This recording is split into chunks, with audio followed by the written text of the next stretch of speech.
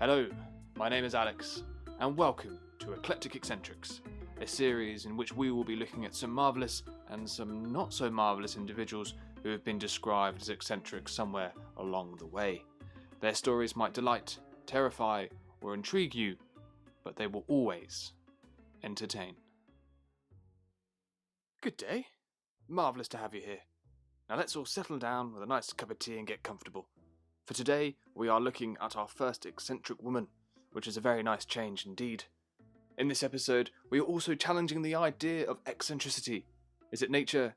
Is it nurture? Or is the idea of eccentricity just a way for the rich to excuse their poor behaviour? In this episode, we'll be learning about Louise Elisabeth de Meuron, an eccentric Swiss aristocrat from Bern. Louise was born on the 22nd of August 1882 to parents Anna de Watteville and Ludwig von Scharner, an army engineer and doctor of philosophy. The family appears to have been quite wealthy, with both of Louise's parents leaving her a castle each upon their deaths. In 1905, when Louise was only 23 years old, she was married to her cousin, a man called Frederick Alphonse de Meuron, who was a banker. This was not a marriage, it's fair to say, that Louise was very happy about. Her family had, in fact, refused to let her marry the man she truly loved. It was therefore, unsurprisingly, not a happy marriage, and the couple divorced in 1923. They had, it appears, 2 children, a son and a daughter. From what I can tell, Louise's daughter immigrated to Morocco at some point, and her son, very sadly, committed suicide in 1939, 12 years after the death of Louise's father. The death of her son, as you would expect, had a profound effect on Louise, and following his death she wore nothing but mourning dress for the rest of her life. Her behaviour from this point, perhaps quite unfairly given her trauma, has been described as arrogant, self-entitled, and imperious, albeit quite eccentric. Details around Louise's life are very limited, but there are a few anecdotes I've been able to dig up from the archives. Usually found surrounded by a horde of Russian greyhounds, Louise was often seen wielding a walking stick and a decorative ear trumpet, stating that this was so she could only hear what she wanted to hear. It also appears she had an interesting relationship with the local constabulary. On one occasion, a female vagrant, or crazy little beggar woman, as Louise called her, was caught stealing from the grounds of one of Louise's castles. On this occasion it was Rumlegen Castle. Louise decided, as punishment, to lock the poor woman up in her coach house for 2 days.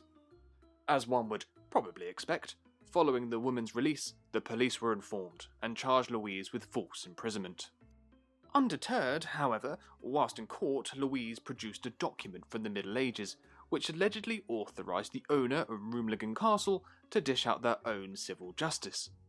It appears, to some degree, that this did the trick, as Louise was only given a small fine and a talking to about local law and legislation.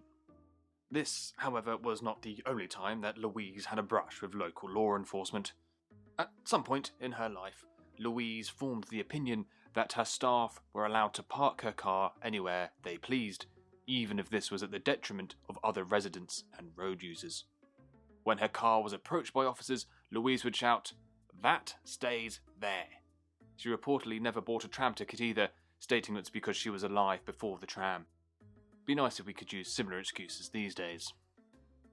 As you may have already guessed, Louise was not overly courteous to other people, either as a result of her previous trauma or her standing in society at the time. She certainly did not hold back, and would always ask strangers whether they were someone, or did they get a salary? Even when in a house of God, her behaviour continued. On one occasion, a farmer wanted to sit on the Frisching family pew in the church, the Frisching family being a noble family in Bern at the time. Evidently, Louise did not think much of this, stating to the farmer, "Up in heaven, we'll all be equal, but in the meantime, down here, we'll have a bit of discipline." Charming, eh? Preferring to live in her country residences, Louise owned several grand properties, she did arrange numerous horse-jumping competitions at Rumlegen, which were renowned amongst those in the army and with politicians.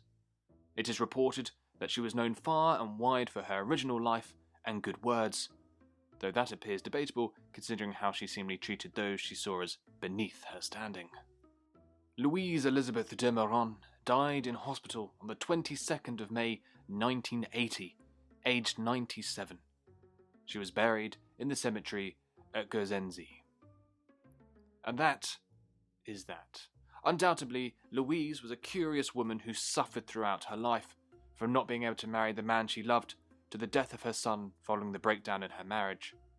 Did this have an influence on her subsequent behaviour, or was she simply a self-entitled aristocrat who looked down on those she perceived as a lower class? What do you think? Thank you very much for joining me for this episode of Eclectic Eccentrics. It has been an absolute pleasure, and thank you for lending me your ears. I look forward to sharing the next one with you. Goodbye.